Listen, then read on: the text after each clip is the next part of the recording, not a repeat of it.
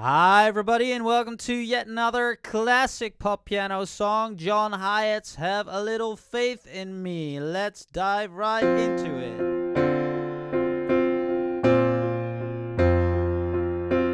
That's the signature piano intro and also the part for the verse. It's played like this. The first chord is an F chord. We play the first inversion with our right hand and leave out the third, so we're just left with a C and an F. Left hand and F. 1, 2, 3, 1, 2, 3, 4, 5. Alright, so we have eighth beats. The first three are played on this F chord. Then we get to a D minor 7 chord, which is played like this. This is your regular D minor at the 7 over here, so actually it's sort of an F chord over D. Then invert it again to be left with the first inversion. Again, leave out the A, which is now the 5 of the D, and we're left with C and F. I'm giving you sort of an insight into what the chords actually are, because you can expand the part later on. For the verse and the intro, it's actually very simple because it's just F and C all the time. But the relationships to the bass notes change, and once you know what that is, and we'll get to that in a second. The third chord is a B flat chord, sus2. So this is your regular B flat.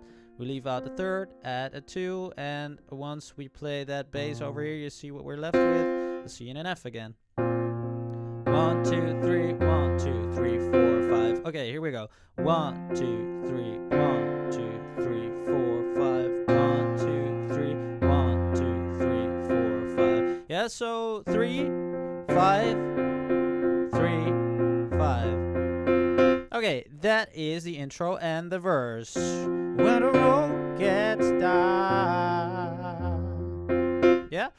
Next, to the chorus. Have a little faith in me. Yeah?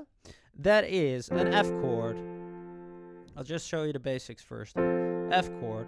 Regular F, first inversion, second inversion. C, F, A.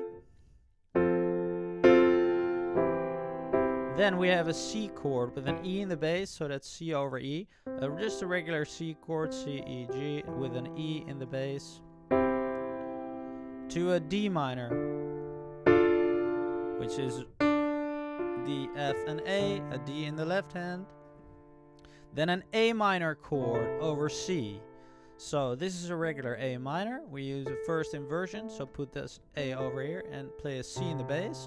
So you see, to remember, it's actually very simple bass line, yeah? Always think from the basses. Okay. 1, 2, 3, 4. 1, 2, 3, 4. Yeah, there's one variation, but I'll get to that in a second, because in live recordings he does that all the time, but on the record it's only the second time. So then to a B flat over C. So that's actually C sus. And then that signature. Yeah? Okay, again, slowly. F to C over E to D minor to A minor. Yeah, so that's actually on the record all the second round. So you get to 1, 2, B. So the bass just goes from C to E, and then a B flat instead of 2 times a C, and then a B. Yeah, very tiny variation.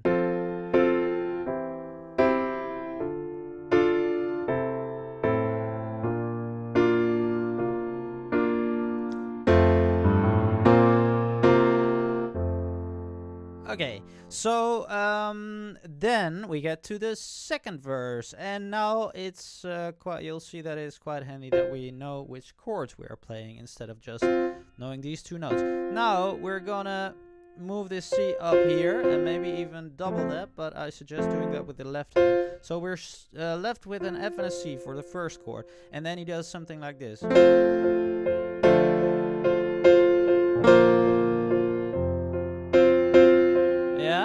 So the chords stay the same. F, D minor 7, and a B flat and an F. So let those notes be the lowest note you play with your left hand.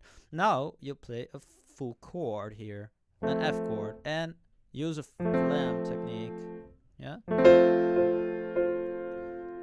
So if you can't do that, then it's perfectly fine as well, of course. Yeah. The right hand F and C, and it stays on F and C except for the last chord, but I'll show you in a second. D minor 7, now a whole D minor chord over here. Or if you think that this sounds better, just is maybe easier as well. Just a 1 and 5 is perfectly fine as well.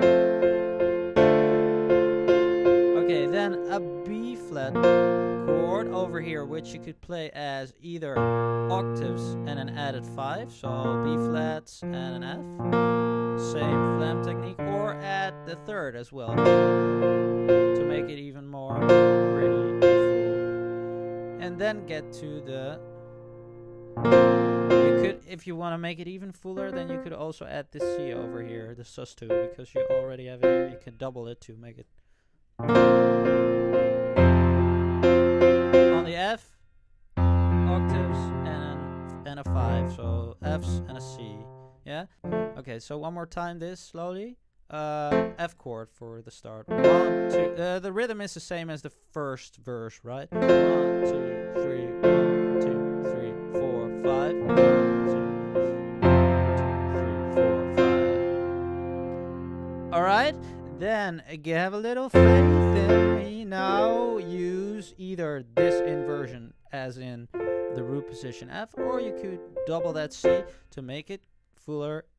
Octaves in the left hand now. C, 4-note voicing, yeah, or the first inversion if that's too difficult to grab. This is a C chord in first inversion with an E in the bass. And then D minor 7, so that's actually that same F chord again, but now with a D in the bass. Then an A. Yeah, we saw this already in the first part, but now play the whole. I think this is the exact voicing from the first round, so.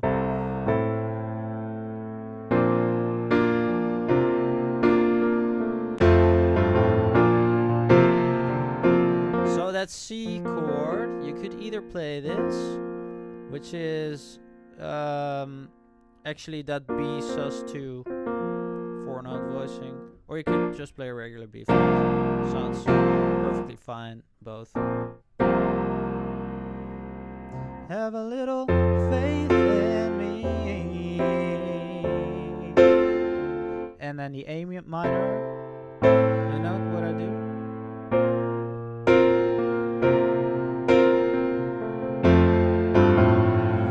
Okay, well, you see I now use more rhythm, more technique.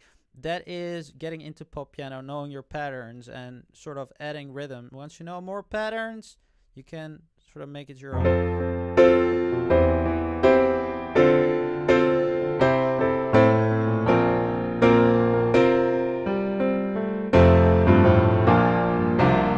Yeah, okay, but then we get to the bridge, and then we don't go,